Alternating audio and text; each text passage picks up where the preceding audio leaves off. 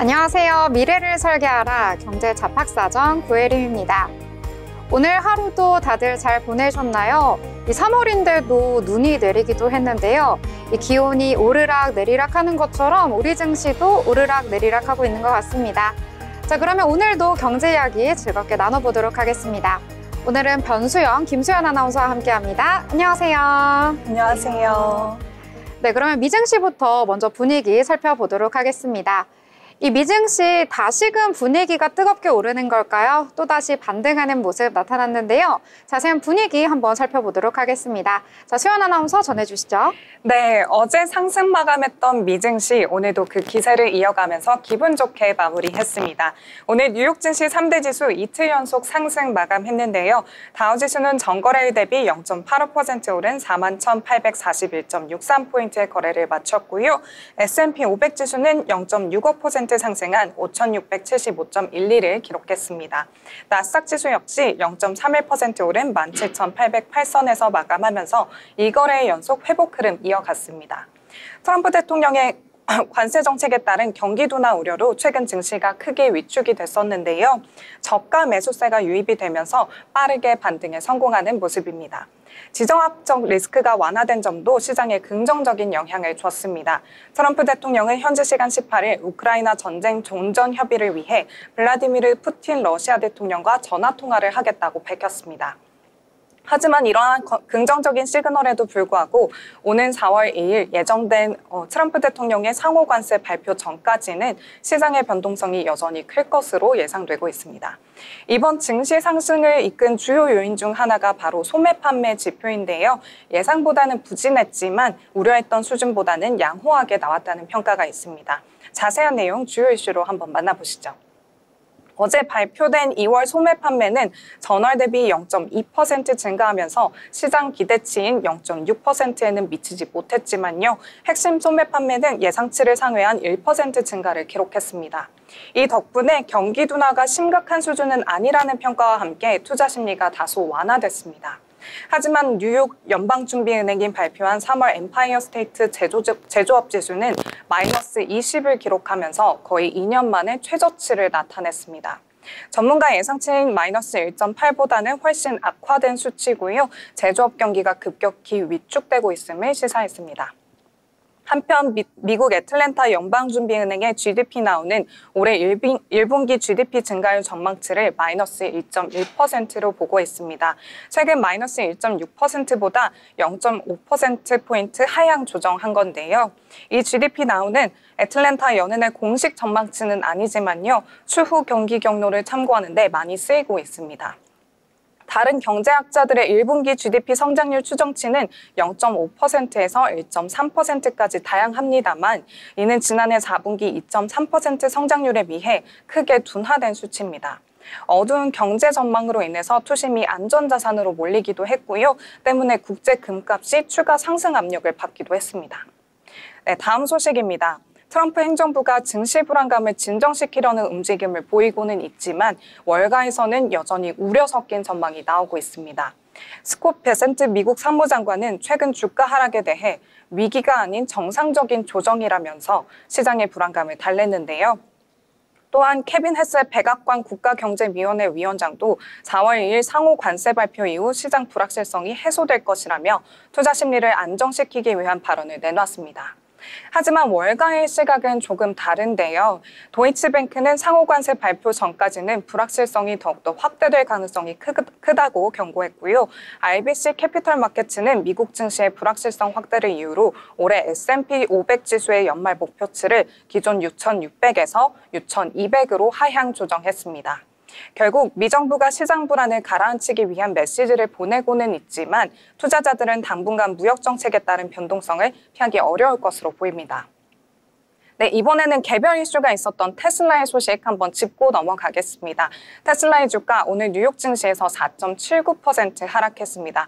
이번 하락은 전기차 판매 부진으로 인해 증권사들의 목표 주가 하향 조정이 이어졌기 때문인데요. 미즈호증권의 애널리스트가 테슬라에 대한 목표 주가를 $515에서 $430로 하향 조정했습니다. 이런 하향의 원인으로는 정치적인 요인과 브랜드 이미지 악화, 또 중국 내 경쟁 심화, 그리고 모델 Y 업데이트 버전에 대한 수요 부진을 꼽았습니다. 테슬라의 주가는 지난해 트럼프 대통령 당선 이후 한때 급등했었으나 현재는 당선 이전보다 5% 더 낮은 수준까지 하락했습니다.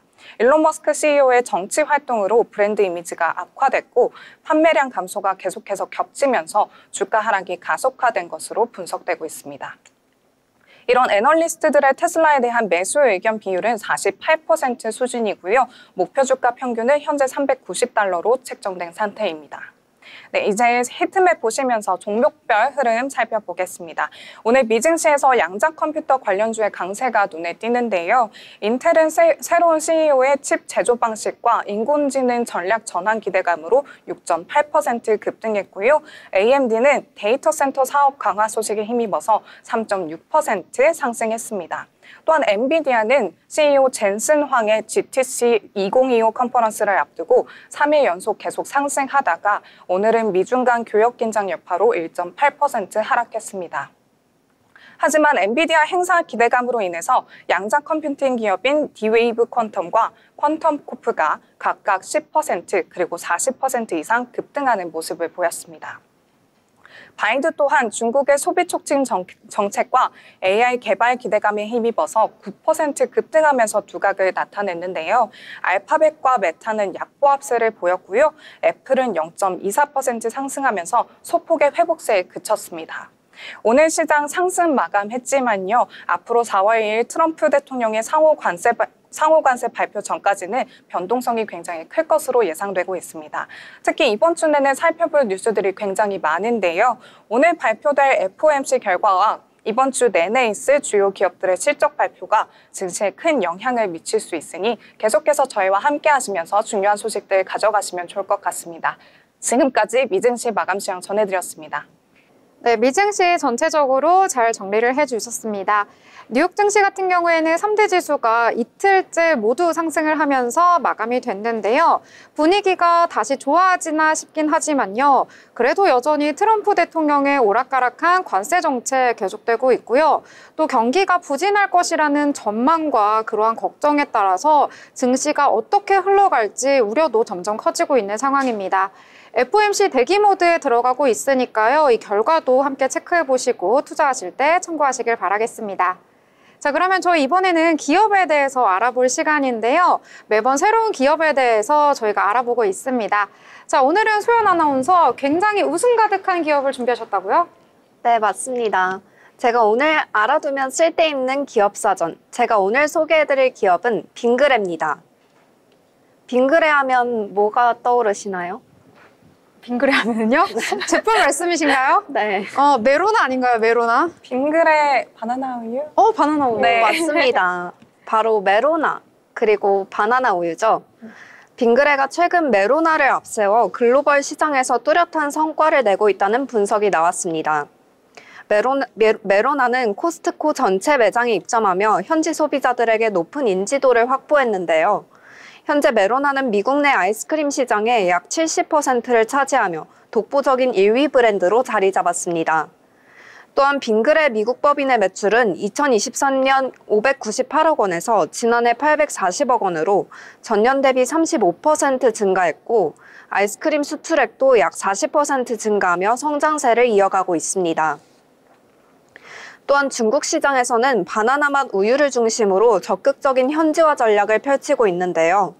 특히 장기 보관 가능한 테트라팩 제품 도입을 통해 물류비 절감과 수익성 개선 효과가 나타나고 있습니다. 이러한 전략에 힘입어 중국 매출은 2023년 하반기부터 지금까지 성장 흐름을 유지하고 있습니다. 호주와 유럽 등 신규 시장에서도 의미 있는 성과를 나타내고 있습니다. 특히 호주에서는 코스트코를 통해 출시된 식물성 메로나인 멜론 망고 코코넛 맛 번들이 현지 소비자들의 긍정적인 반응을 얻으며 신규 성장 동력으로 자리 잡았습니다. 국내에서는 멜론 위주의 판매를 보이고 있지만 해외에서는 국가별로 선호하는 맛을 개발해 출시하고 있는 상황입니다. 빙그레의 열풍은 전 세계로 퍼져나가고 있습니다.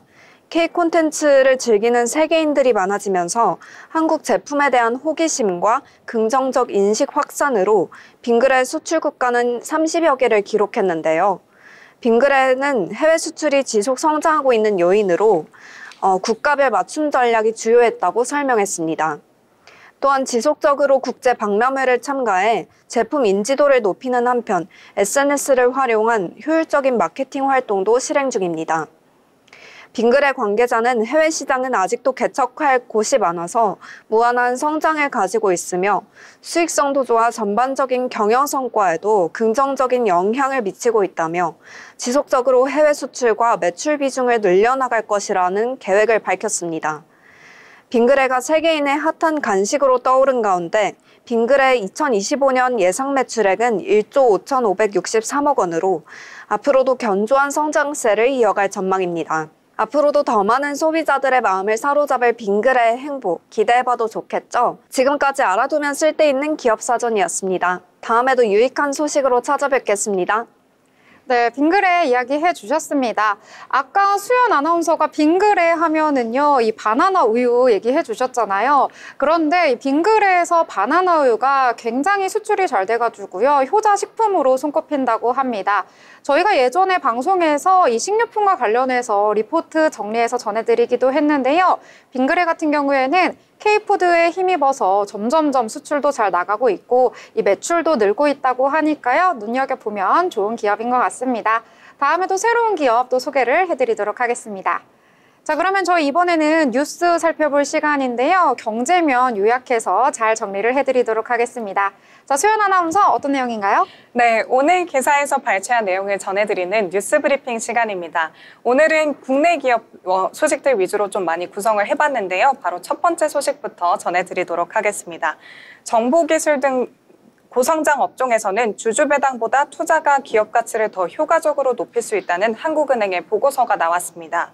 기업 가치를 높이려면 기본적으로 주주 환원을 확대해야 하지만 이 과정에서 업종과 기업의 성장세도 종합적으로 고려해야 한다는 지적인 건데요. 한은은 특히 주주 환원이 생산적 투자 기회를 제약하지 않도록 유의해야 한다고 조언했습니다. 한은은 17일 이 같은 내용을 담은 주주 환원 정책이 기업 가치에 미치는 영향 보고서를 공개했습니다. 보고서는 주요 20개국 중 국유 기업 위주인 중국과 자료가 부족한 사우디아라비아 그리고 호주 등을 제외하고 16개국 3,560개 기업을 분석했습니다. 보고서에 따르면 한국의 배당 성향은 당기 순이익의 27.2%로 분석 대상인 16개국 중 최하위였습니다. 한국 기업의 주주 환원 규모는 영업 현금 흐름의 0.2배에 그쳤다는 보고가 나왔습니다. 네, 다음 소식입니다. 경제협력개발기구가 도널드 트럼프 미국 정부의 관세 정책으로 인해 내년 미국 경제 성장률이 1%대로 낮아질 것으로 전망했습니다. OECD는 현지 시간 17일 발표한 중간 세계 경제 전망 보고서를 통해 미국 경제 성장률이 올해는 2.2%, 내년에는 1.6%까지 떨어질 것이라고 추산했습니다. 3개월 전 OECD의 전망치 대비 각각 0.2%포인트, 0.5%포인트 하락한 수치인데요. 미국은 코로나19 팬데믹이 덮친 2020년 이후 4년간 최소 2.5% 성장률을 달성했는데 내년에는 1%대 저성장에 직면하게 되는 겁니다.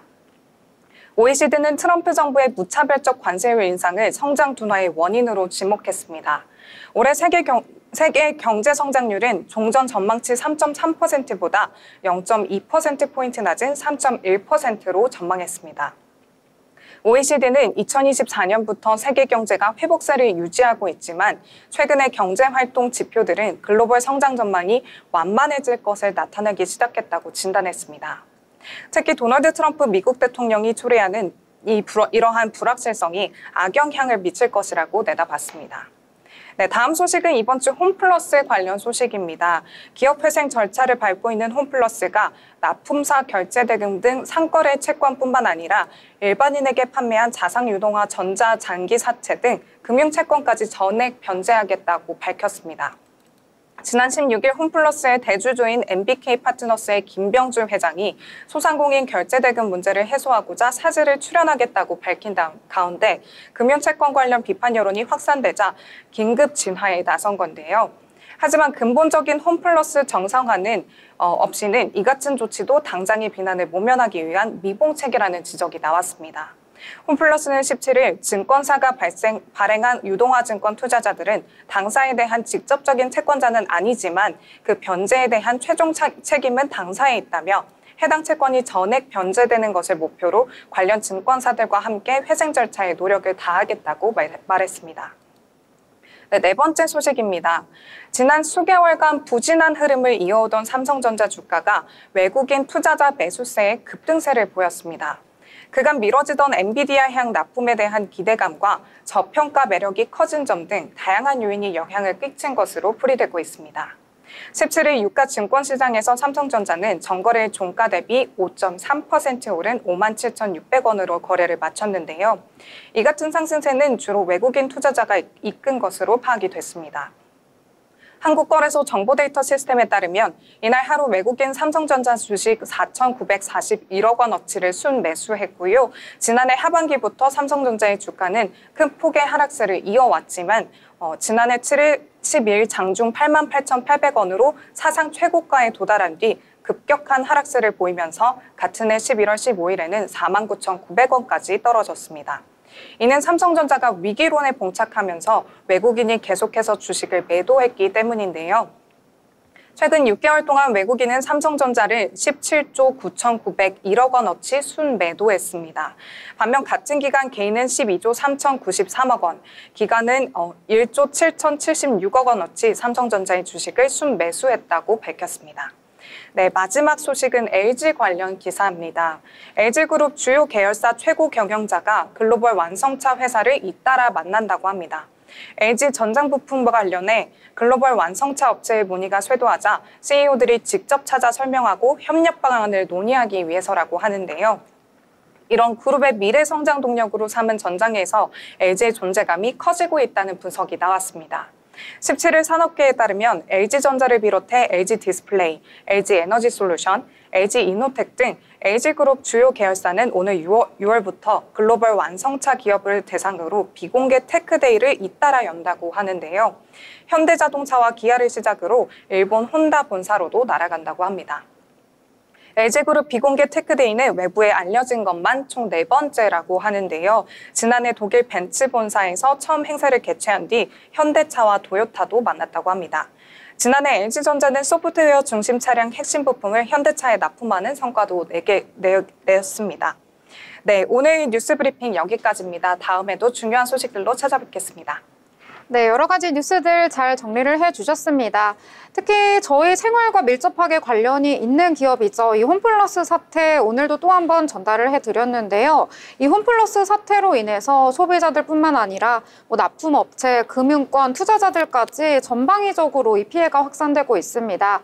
특히 포인트 같은 경우에는 이 누적된 포인트가 114억 원에 달할 정도로 굉장히 많이 쌓여 있다고 하는데요. 이 기업이 망하게 되면 이 포인트 돌려받을 수 없기 때문에 이 법적으로는 별다른 방도가 없다라는 이야기까지 전해지고 있는 상황입니다.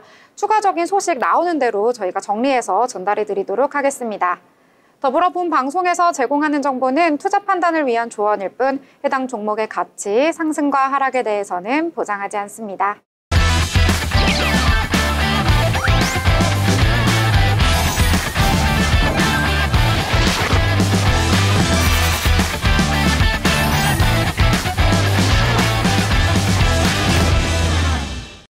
네, 이번 시간은 돈을 잘 벌고 싶은 고수가 되고 싶은 아나운서들이 모여서 경제 이야기, 주식 이야기 함께 나눠보도록 하겠습니다. 자, 먼저 국내장 분위기 살펴보고 넘어가야겠죠. 국내장 같은 경우에는 양대 시장 그래도 플러스권에서 마무리되는 모습 나타났습니다. 이 미증시 같은 경우에 3대 지수 모두 분위기가 좋았었는데요. 이러한 분위기 국내 장까지 이어진 것 같습니다. 일단 코스피 같은 경우에는 전거래일 대비 0.06% 상승하면서 마감을 했습니다. 이 장 초반에는 분위기가 굉장히 좋았는데요. 이 초반에 고점 라인 부근을 터치한 이후에 계속해서 힘을 잃는 모습 나타났습니다. 장 후반 들어서는 살짝 파란불을 보이기도 했었는데요. 그래도 힘을 조금 내주면서 강보합선에서 거래를 마쳤습니다. 2612선에서 거래를 마친 모습 나타나줬고요. 수급 같은 경우에 코스피에서는 오늘 외국인과 기관 모두 매수 우위를 보였습니다. 외국인은 4천억 원 넘게, 기관은 900억 원 넘게 매수 우위를 보였는데요. 특히 외국인 같은 경우에는 오늘 장중 내내 계속해서 매수세를 키워가는 모습 나타나줬습니다. 이 코스닥 같은 경우에는 그래도 코스피보다는 좋은 분위기다라고 할 수가 있겠는데요. 전거래일 대비 0.27% 강보합선에서 마감을 했습니다. 745선에서 거래를 마쳤는데요. 이 코스닥 같은 경우에는 코스피와 반대로 수급이 나가는 모습 나타났습니다. 외국인과 기관 모두 매도 포지션 잡았는데요. 물량이 그렇게 크진 않습니다. 외국인은 300억 원 넘게, 기관은 19억 원 정도 매도 우위를 보였는데요. 오늘 시가총액 상단에 위치한 종목들 확인해 보시면은요, 어제와는 좀 반대의 모습을 보이는 것 같습니다. 어제는 코스피 상단에 위치한 종목들이 전체적으로 빨간불을 켰는데요. 오늘 같은 경우에는 반도체 투톱이 특히나 힘이 없는 모습 나타났습니다. 삼성전자는 오늘 보합으로 마감을 했고요. SK하이닉스는 1%대 약세를 보이면서 거래를 마쳤습니다. 오늘 이렇다 할 큰 특징 없이 코스피 상단에 위치한 종목들 마감되는 모습이 나타났고요. 이 코스닥 같은 경우에는 오늘 전반적으로 빨간불 켰다라고 보실 수가 있겠습니다. 하지만 그렇게 큰 폭의 상승은 아니어서요. 어제 알테오젠이 두 자릿수의 상승률 보여주면서 증시를 그나마 이끌었다라고 볼 수가 있겠는데, 오늘 같은 경우에는 대부분이 1% 내외로 올랐기 때문에 그렇게 큰 특징은 없었다라고 보실 수가 있겠습니다. 이 변동성이 그렇게 크진 않은데 그래도 일부 섹터와 종목 위주로 거래량이 활발하게 돌아갔다라고 보실 수가 있겠는데요. 오늘 장에서도 여러 가지 이야기들 함께 나눠볼 테니까요. 저희와 함께 하시면서 투자 전략 세워가시면 좋을 것 같습니다. 자, 그러면 수연 아나운서 오늘 어떤 내용부터 함께 다뤄볼까요? 네, 저는 오늘 상한가로 마무리한 종목이 있어서 소개해 드리려고 하는데요. 바로 온코닉 테라퓨틱스입니다. 온코닉 테라퓨틱스의 주가 오늘 굉장히 강하게 출발했는데요. 온코닉의 주가 급등은 자사의 차세대 이중표적 항암 신약 후보 물질인 네수파립이 최근 미국 식품의약국으로부터 위암 및 위식도 접합부암 치료제로 희귀의약품 지정을 받은 데 따른 것입니다. 네수파립은 이미 21년 미국과 한국에서 췌장암 치료제로 희귀의약품 지정을 받은 데 이어서 이번 신규 지정으로 인해 항암 신약 개발 가능성을 다시 한번 인정받았습니다. 네수파립은 PARP와 텐키레이즈를 동시에 억제하는 이중 저해 기전을 가진 차세대 합정치사 표적 항암제로 암세포 성장과 전이를 억제하는 효과를 기대할 수 있다고 하는데요. 현재 전이성 췌장암 환자 대상 임상 2상과 자궁 내막암 병용요법 연구를 진행 중에 있다고 하고요. 이번 추가 지정으로 인해서 위암 등 다양한 암종으로 적응증 확대가 기대된다고 합니다. 증권가에서는 이번 FDA의 희귀의약품 지정으로 네수파립이 향후 신속심사 등 규제 혜택을 받을 가능성이 굉장히 커졌다고 보고 있고요. 기술 이전 등을 통한 본격적인 기업 가치 재평가가 이뤄질 것으로 보고 있습니다. 온코닉은 지난해 국산 37호 신약 자큐보를 출시하면서 소화기 시장에도 진출한 바 있어 올해 성장 기대감이 더욱더 높아지고 있습니다. 차트 보시면 이런 강세가 더욱더 와닿으실 텐데요. 오늘 온코닉 테라퓨틱스 계속해서 강한 흐름으로 이어갔고요. 장중 상한가 터치하는 모습 보였는데 계속해서 이런 흐름 좀 이어가다가 상한가로 마무리했습니다. 18,040원의 종가 형성하면서 마무리했습니다. 네, 오늘 차트 보시면 정말 아름다운 불기둥 나타내주면서 마감이 됐습니다. 이 희귀의약품 미국의 FDA 지정이 되었다고 하는데요. 이 설명해주신 내용도 너무 단어가 어려운데 잘 정리를 해주셨습니다. 자, 그러면 다음으로 저는 양자 컴퓨팅, 양자 암호에 대해서 말씀을 드리려고 합니다. 저희 초반에 어제장에 대해서 이야기를 했었는데요. 미국장에서 굉장히 잘 나왔다, 분위기가 좋았다라고 말씀을 드렸는데 이 미국장의 분위기 고스란히 국내 장까지 이어진 것 같습니다. 아무래도 GTC 2025에 대해서 여러 가지 이슈가 나오면서 양자 암호 쪽으로도 이렇게 이슈가 쏟아져 나온 것 같은데요. 자, 일단 어제 방송에서도 여러 차례 언급을 드렸었는데 이 미국에서 엔비디아 GTC 2025 개최되고 있다라고 말씀을 드렸습니다. 여기에서 다양한 이야기들 나눌 예정인데요. 그 안에서도 양자 컴퓨팅 관련 주제들을 논의한다라는 소식이 전해졌습니다. 아무래도 젠슨왕 CEO가 하는 말에 대해서 주가가 흔들리기 마련인데요. 일단 18일에 기조연설에 나설 예정인데 처음으로 퀀텀 데이를 개최할 예정이다라는 소식이 전해졌습니다. 이 자리에서는요, 양자 컴퓨팅 기업들의 여러 임원들이 참석할 예정으로 알려졌고요. 또 양자 컴퓨터 관련해서 아직은 새로운 기술이다 보니까 그동안 알려지지 않았던 새로운 기술들을 여기서 발표를 할 예정이다라고 전해졌습니다. 이 엔비디아는요, 이 퀀텀 대회와 관련해서 이 전문가와 업계 리더들이 회사와 함께 향후 수십 년간 양자 컴퓨팅에서 어떤 것들을 기대하면 좋을지, 그리고 어떤 기술에 집중하면 좋을지 이러한 내용들을 함께 다룰 예정이다라고 이야기를 했고요. 또 유용한 양자 애플리케이션을 향해서 어떠한 길을 모색하면 좋을지 미래에 관해서 이야기를 하겠다라고 전해졌습니다. 특히 일각에서는 젠슨왕 CEO가 양자 컴퓨터에 대해서 엔비디아가 가지고 있는 비전과 전략에 대해서도 언급을 할 것이다라는 기대가 쏟아져 나오면서 주가에도 영향을 미친 것으로 풀이가 되고 있는데요. 일단 미증시 같은 경우에는 정말 큰 폭으로 상승하는 모습 나타나줬습니다. 아르키 퀀텀 같은 경우에는 무려 56%대 급등을 했고요. 실스크는 13%대, 퀀텀 컴퓨팅도 13%대 강세 보이면서 그동안 양자 컴퓨팅 너무 급등을 해서 그만큼 많이 빠졌었거든요. 근데 오랜만에 좀 강한 상승 보여줬다라고 보실 수가 있겠습니다. 국내장 같은 경우에는 미증시만큼 큰 폭으로 오르진 않았는데요. 장 초반에 비해서는 후반에 힘을 잃기는 했습니다만 그래도 KCS 4%대에서 마감을 했고요. 아톰 같은 경우에는 5.75% 고점 찍었었는데 결국에는 약세 전환하면서 마감을 했다라고 보실 수가 있겠습니다. 그리고 많이들 알고 계시는 엑스게이트도 역시 6%대까지 올랐다가 결국에 하락 전환하면서 파란불로 마무리됐고요. 솔리드는 2%대 상승했다가 결국에는 1%대 소폭 상승을 하면서 마무리 지었다라고 보실 수가 있겠습니다. 앞으로 또 양자 컴퓨팅 관련해서 실제적으로 임원들이 모여서 새로운 이야기가 나오면 주가에도 반영이 될 것으로 예상이 되고 있거든요. 이러한 부분들도 잘 정리를 해서 전달을 해드리도록 하겠습니다. 자, 그러면 또 다른 내용들 함께 이야기 나눠볼까요? 자, 수연 아나운서 어떤 내용이죠? 네, 방금 언급해주신 이 양자 컴퓨터 관련주에서 특히 좀 한 종목에 집중을 해봤는데요. 바로 포스코 DX입니다. 오늘 오전 포스코 DX는 전거래 대비 거의 8%까지 상승하면서 강세를 보였습니다. 이번 상승 배경은 포스코 DX가 글로벌 반도체 기업 엔비디아와 협력해 피지컬 AI 기술을 도입하면서 대규모 물류 및 제조 공정 자동화 시장에서 경쟁력을 갖출 거라는 기대감 때문으로 풀이가 되고 있습니다. 포스코 DX는 기존의 산업 현장에 직접 센서를 설치하고 테스트를 진행해 왔으나 최근 엔비디아의 AI 플랫폼 아이작심을 활용하여 실제 공장을 가상 환경에서 구현하고 정밀한 AI 시뮬레이션 환경을 구축했다고 합니다. 포스코 DX는 특히 자체적으로 개발한 센서 데이터를 실제 환경과 동일하게 반영한 가상 시뮬레이션 환경을 구축해서 현장 테스트의 위험성과 제약을 극복하고 있습니다. 올해는 크레인 등 중장비 작업 자동화를 목표로 AI 모델 개발과 현장 적용을 준비 중이라고 하고요. 이후 반도체와 디스플레이 등 다양한 산업 현장에서도 이 같은 솔루션을 확대 적용할 방침이라고 합니다. 증권가에서는 포스코 DX가 엔비디아와의 협력을 기반으로 산업 현장의 자동화 및 효율성 제고를 위한 AI 기술력 확보를 하고 있어서 향후 대형 제조기업들과의 협력 확대 및 글로벌 시장 진출에도 유리한 입지를 갖게 될 것으로 내다보고 있습니다.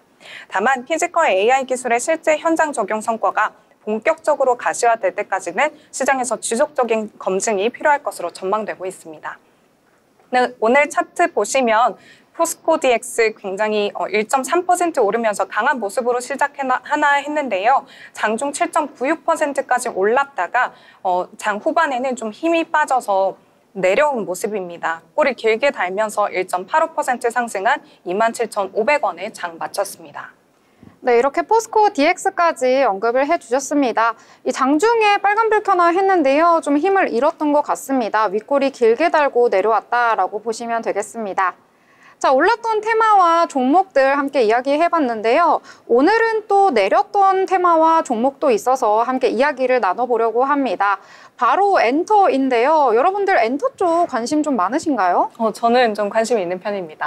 네, 관심 있으시고 또 수연 아나운서도 아이돌 아까 굉장히 좋아한다고 들었어요. 맞습니다. 네. 아이돌 엄청 사랑합니다. 네, 어떤 아이돌 좋아하시나요? 블랙핑크랑 라이즈를 좋아합니다. 혹시 블랙핑크에서는 어떤 그 멤버를 좋아하나요? 멤버별로 좀 팬들이 있더라고요. 저는 제니를 가장 좋아하는 것 같습니다. 제니 좋아하시나요? 제니요? 제니요? 뭐 모두들 좋아하니까 저도 좋아하죠. 저는 로제를 조금 더 좋아하는 편입니다. 그리고 아까 에스파도 굉장히 좋아한다고 하셨던 것 같은데 맞나요? 네, 맞아요. 네. 맞습니다. 에스파 하면 또 질문이 있잖아요. 그렇죠. 네. 에스파 혹시 카리나 팥인가요? 윈터 팥인가요? 둘 다 너무 예뻐서 고르기가 어렵습니다. 아, 그래요? 네. 이런 대답을 기대하고 물어본 건 아니었는데. 정말요? 네. 근데 사실입니다. 너무 예뻐서 고르기가 어려운 것 같습니다. 네. 들어보니까 아이돌 굉장히 좋아하셔가지고 라이즈도 굉장히 좋아한다고 들었는데요. 라이즈 저는 동방신기 세대여가지고 라이즈를 잘 모르는데 좀 소개 좀 해주시죠. 라이즈 SM에서 나온 남그룹인데 멤버들이 굉장히 다 소년미 있고 잘생겨서 제가 좀 이모 팬인 것 같습니다. 이모 팬이세요? 아마도. 정말요? 네. 저는 뭐 할머니 팬인가요? 저와 같이 할머니 팬하는 걸로. 네, 이렇게 역시 많은 분들이 엔터 쪽 관심 많으시고 특히나 그 아이돌에 관심이 있는 분들 굉장히 많으신데요. 그런데 이 아이돌 팬들에게 너무나도 좀 슬픈 소식이 있습니다. 바로 JYP 오늘 정말 급락하는 모습이 나타났는데요. 정말 귀에 걸면 귀걸이, 코에 걸면 코걸이인가요? 증권사에서 리포트가 나왔는데 좀 부정적인 의견을 내놓은 리포트가 나오면서 오늘 주가에도 영향을 미친 것 같습니다. 일단 증권가에서 1분기 실적 시장의 기대치를 밑돌 것이다 라는 전망이 나왔는데요. 이에 따라서 오늘 9%나 떨어지면서 마감하는 모습 나타났습니다. 왜 이렇게 부정적인 리포트를 내놨나 하고 봤더니요. 지난해 4분기의 실적이 부진했고 또 수익성 회복을 확인하기 전까지 이 주가는 당분간 조정하는 그런 기간을 거칠 것이다 라는 의견을 내놓았는데요. 조정기를 지나기까지는 시간이 조금은 걸릴 것이기 때문에 1분기의 실적을 기대하기는 어렵다. 그렇기 때문에 투자는 좀 보류를 하거나 아니면 목표 주가를 하향하는 리포트가 나오면서 오늘 주가에도 악재가 된 것으로 보이고 있습니다. 또 일부 아티스트 활동도 공백이 생기기 마련이고 또 음반과 공연의 매출도 감소되고 있다고 하거든요. JYP에 대한 이런 부정적인 의견까지 나왔다는 거 참고하시고 엔터주 바라보시면 좋을 것 같습니다. 자, 그러면 또 다른 내용 함께 얘기 나눠봐야겠죠? 자, 수연 아나운서 또 어떤 내용일까요? 네, 마지막으로 제가 소개해드릴 종목은 미국의 경영 참여로 인해 강세를 보이고 있는 콜마홀딩스입니다. 콜마홀딩스의 주가가 행동주의 펀드인 달튼 인베스트먼트의 경영권 참여 공식화 소식에 이틀 연속 강세를 보이고 있습니다. 전날 상한가를 기록한 이후에도 매수세가 계속되면서 상승 흐름을 이어가고 있는 모습인데요. 달튼은 지난 14일 콜마홀딩스에 대한 주식 보유 목적을 단순 투자에서 경영 참여로 변경한다고 공시했고요. 추가로 콜마홀딩스 주식 23만여 주를 매입해서 지분을 5.02%에서 5.69%로 확대했습니다. 달튼은 지난해 10월부터 2달간 주식을 꾸준하게 매입하면서 지분 5%를 확보했고요. 최근에는 한국법인인 달튼 코리아를 설립했고 콜마홀딩스의 기타 비상무이자로 대표를 추천하는 주주 제안을 하기도 했습니다. 이와 같은 경영 참여 공식화와 주식 매입에 대한 시장의 긍정적인 반응으로 콜마홀딩스의 주가가 상승하고 있는 것으로 분석되고 있습니다. 오늘 콜마홀딩스 보시면 어제 굉장히 큰 폭으로 상승을 했었는데요. 오늘 또한 굉장히 좋은 흐름 보여줬습니다. 장 초반부터 7.76%로 출발을 했고요. 장중 11.31% 터치했습니다. 그러나 장 후반 들어서 조금 힘이 빠져서요. 2.16% 오르면서 9,480원에 종가 형성했습니다. 네, 콜마홀딩스 최근에 주가는 지지부진했는데 어제와 오늘 거래량이 굉장히 많이 실리면서 주가가 급등을 했다라고 보실 수가 있겠습니다. 오늘은 윗골이 달리긴 했는데요. 그래도 강세 보였다라고 정리를 해보도록 하겠습니다. 자, 저는 이번에 우크라이나 재건주 또 오랜만에 나온 것 같아서 말씀을 드리려고 합니다. 계속해서 종전 얘기가 나오고 있는데 정말 언제쯤 종전이 될 것인지 실제적으로 종전을 하기는 하게 되는 건지 많은 분들이 궁금하실 것 같은데요.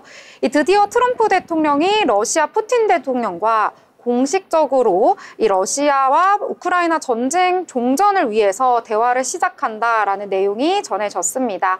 이에 따라서 우크라이나 재건주에도 오늘 호재로 작용한 것으로 분석이 되고 있는데요. 이번 회담에서는 두 가지가 핵심 의제다라고 전해졌습니다. 일단 첫 번째는 우크라이나의 영토 양보이고요. 두 번째는 자포리자 원자력 발전소 통제권 문제가 핵심 의제다 이렇게 밝혀졌는데요. 이 트럼프 대통령은 최근에 영토 문제와 관련해서 발전소 문제도 어떻게 해결을 할 것인지 논의를 할 것이다 라고 말을 했고요. 이미 특정 자산을 분할하는 이야기를 진행 중이다라고 밝혔기 때문에 어느 정도 물밑에서 협상을 하고 있는 것인가라는 이야기도 함께 나오고 있습니다. 여기서 언급이 된 발전소는요, 이 러시아가 점령 중인 유럽 최대의 원자력 발전소인 우크라이나 자포리자 원전을 지칭한 것으로 풀이가 되고 있는데요.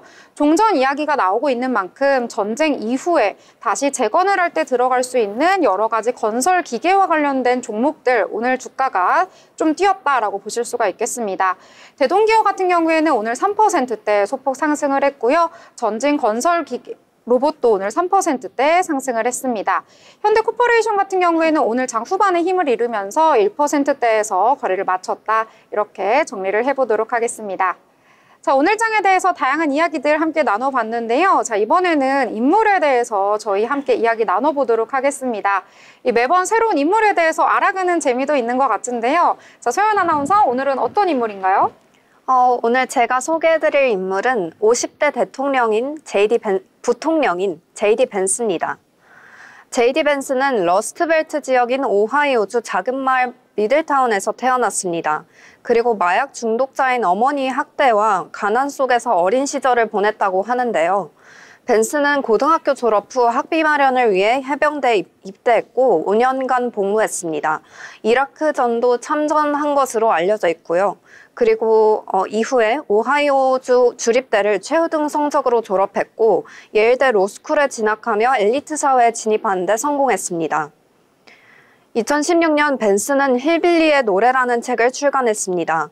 그는 이 책에서 러스트벨트에서 자란 자신의 불우한 환경을 사실적으로 담아냈고 이를 통해 그 지역의 처참한 상황과 구조적 문제를 지적했습니다. 힐빌리의 노래가 베스트셀러가 되고 영화로 제작되면서 벤스는 전국적으로 유명해졌습니다. 이 책이 출간됐을 당시 트럼프 대통령이 러스트벨트의 백인 저소득층을 대상으로 지지 돌풍을 일으켰습니다. 여러 평론가들은 트럼프 대통령이 대권을 거머쥔 정치 현상을 이해하려면 반드시 읽어야 할 책으로 선정했고 러스트벨트를 대표하는 목소리라고도 평가했는데요. 작가로서 유명세를 얻은 벤스는 2016년부터 공화당원으로 활동하기 시작했습니다. 2019년에는 오하이오주에서 나리아 캐피털이라는 금융회사를 공동 창업했고 이듬해 9,300만 달러 수익을 내면서 성공한 사업가로도 자리 잡았습니다. 벤스는 한때 도널드 트럼프를 미국의 히틀러라 부르며 강하게 비판했던 인물이었습니다. 그러나 친트럼프로 전향하면서 2020년 대선에서 트럼프 대통령을 공개적으로 지지했고 조 바이든 대통령의 부정선거를 지지하기도 했습니다. 트럼프의 지원을 바탕으로 상원 임기를 시작한 벤스는 불과 2년도 채 되지 않아서 밀레니얼 대통령이라는 기록을 세웠습니다.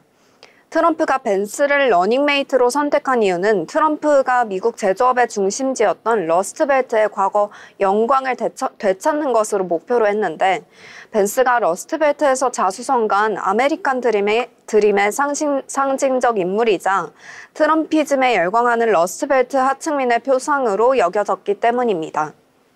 그리고 지난해 11월 J.D. 벤스는 만 40세의 나이로 역대 최연소 대통령으로 당선됐습니다. 어려운 환경을 극복하고 성공적인 정치인과 사업가가 된 그의 삶은 많은 사람들에게 영감을 주고 있습니다. 이제는 미국 부통령으로서 어떤 행보를 보일지 궁금해지는데요. 저희 함께 지켜보면 좋을 것 같습니다. 오늘 제가 준비한 소식은 여기까지고요. 다음에도 흥미로운 인물 이야기로 찾아뵙겠습니다. 네, J.D. 벤스 이야기 해주셨습니다. 여러 인물들이 있는데 왜 J.D. 벤스 선택하셨나요? 정보가 가장 많았나요? 그냥 뉴스에서 이분의 이름을 제가 몇 번 봤는데 누구인지 잘 몰랐었는데 이번 기회에 조금 알아보고자 해서 선택하게 됐습니다. 네. 많은 시청자분들께서도 공감을 하실 것 같습니다. 트럼프 대통령 이름이 나오고 또 정책 이야기가 나올 때마다 항상 부통령의 이름도 따라올 때가 있거든요. 그래서 많은 분들도 궁금하셨을 것 같은데 이번 기회에 어떤 인물이구나라고 알아두시면 좋을 것 같네요. 자, 그러면 저희 이번에 리포트 살펴볼 시간이죠. 여러 가지 리포트들 항상 소개를 해드리고 있는데요. 오늘은 어떤 내용 준비하셨나요? 네, 증권사의 리포트를 분석해 전해드리는 투자 리포트 시간입니다. 최근 정부가 재생에너지 시장 확대를 위한 강력한 제도 개편을 발표했습니다. 그동안 재생에너지 확대의 걸림돌로 지적됐던 REC 제도의 폐지 등 과감한 변화가 예고되면서 시장에 큰 관심을 받고 있는데요. 오늘 브리핑에서는 정부의 재생에너지 정책 변화와 이로 인해 주목해야 할 투자 포인트를 자세히 살펴보도록 하겠습니다. 네, 정부는 최근 재생에너지 설치 목표를 기존 연평균 3기가와트에서 2030년까지 연평균 6기가와트로 확대했습니다. 이를 위해서 해상풍력과 대규모 태양광 설비에 대한 직접적인 지원을 확대하고 있는데요. 특히 해상풍력 사업은 정부가 직접 입지를 발굴하고 사업 허가를 간소화하면서 기업들의 투자를 적극적으로 이끌어낼 전망이라고 합니다. 더불어 기존의 소규모 중심에서 대규모 태양광 발전으로 전환을 추진하면서 REC 제도의 폐지를 결정했는데요. 이는 그동안 중국산 저가 제품 증가와 소규모 발전소 난립에 따른 개통 불안정 문제를 해결하기 위한 전략적인 선택으로 평가되고 있습니다. 네, 이번 REC 제도 폐지 결정은 시장에 큰 변화를 가져올 전망이라고 합니다. REC 매입을 부담스러워했던 대형 발전사들은 앞으로 직접 신재생 발전시설 투자로 전환할 가능성이 높아졌습니다. 이로써 실질적인 투자가 증가하고 시장 효율성도 개선될 것으로 기대됩니다. 이에 따라서 태양광과 풍력 등 신재생 발전 기업들은 규모의 경제를 바탕으로 성장 기회를 얻을 수 있을 건데요. 결과적으로 장기적으로 대형 신재생 에너지 사업자들이 시장에서 주도권을 잡을 것으로 예상되고 있습니다. 네, 재생에너지 확대가 본격화되면서 전력의 안정적인 공급 문제가 다시 수면 위로 떠오르고 있습니다. 정부는 2038년까지 총 23기가와트의 배터리 에너지 저장 시스템, 즉 BESS 구축 목표를 설정하고 적극적으로 지원에 나설 계획이라고 하는데요. BESS는 재생에너지의 간헐성을 해결할 수 있는 필수 기술로 국내외 시장에서 큰 성장이 예상되고 있습니다. 특히 단기적으로 양수발전소 건설이 어려운 상황에서 BESS가 가장 현실적인 해결책으로 떠오르고 있고요. 국내 기업 중 SK오션플랜트와 HD 현대에너지솔루션 등이 이 분야의 대표적인 수혜 기업으로 떠오르고 있습니다. 이 기업들은 이미 글로벌 경쟁력을 갖춘 제품과 기술력으로 또 시장에서 큰 기대를 모으고 있습니다. 네, 국내에서는 정부 정책 변화로 인해 관련 기업들이 큰 수혜를 입을 전망이라는 점 다시 한번 말씀드리고 싶은데요. 특히 해상풍력 분야에서는 SK오션플랜트가 독보적인 기술력을 기반으로 시장 지배력을 높이고 있고요. 태양광 분야에서는 HD 현대에너지솔루션이 시장 점유율과 수익성을 동시에 끌어올릴 기회를 얻었습니다.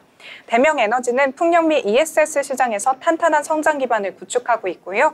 이 SK 이터넥스 역시 태양광 PPA 사업 확대를 통해 안정적인 매출 증가가 예상되고 있습니다.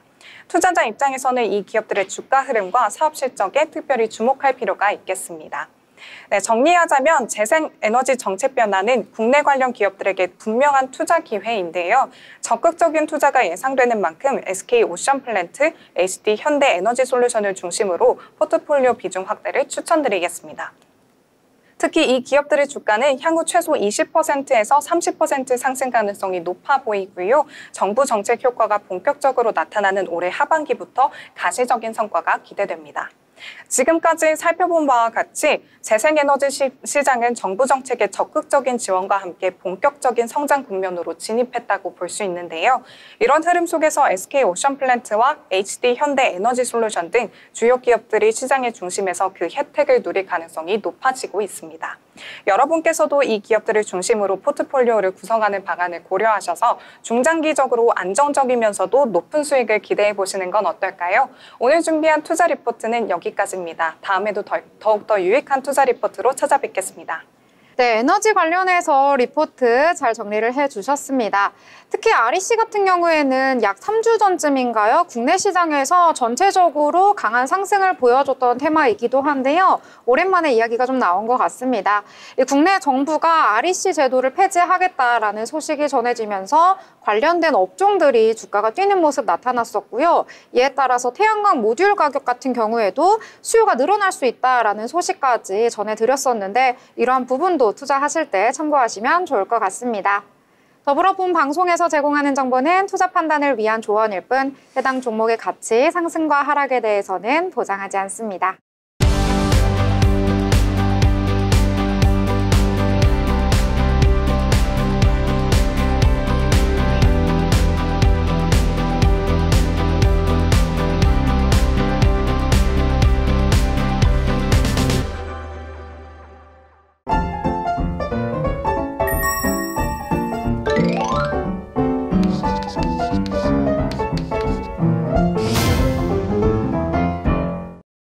네, 오늘 장에 대해서 다양한 이야기들 나눠봤습니다. 미국 증시부터 여러 가지 국내 테마까지 살펴봤는데요. 자, 이제는 오늘 얘기를 다 나눠봤으니까 한번 정리를 해보도록 하겠습니다. 저 소연 아나운서 정말 편하게 오늘 장 어떻게 요약하면 좋을까요? 오늘 미국 뉴욕 3대 증시 강보합 보이면서 상승 마감했는데요. 내일도 이런 좋은 흐름 이어갈 수 있기를 바랍니다. 네, 미증시 흐름 이어가면 좋겠다. 국내 증시도 마찬가지겠죠? 네, 당연합니다. 네, 너무 힘차게 당연하다고 말씀해 주셨습니다. 자, 그러면 이번에 수연 아나운서 정말 여러 가지 이야기들 알차게 정리해 주셨는데요. 네. 정말 마지막으로 오늘 장 정리해 볼까요? 롤러코스터는 이제 멈춰라고 좀 얘기를 해보고 싶습니다. 4월 2일에 발표되는 이 관세 정책에 조금 시장이 불안한 모습 계속해서 보이고 있는데요. 그 전까지는 계속해서 탄탄한 흐름 꼭 보여줬으면 하는 바람이고요. 또 앞으로 발표될 이런 경제 지표들이라던가 혹은 쟁슨 황 CEO의 그런 발표 연설에 이어서 좀 많은 기대감이 아직 좀 남아있는 것 같습니다.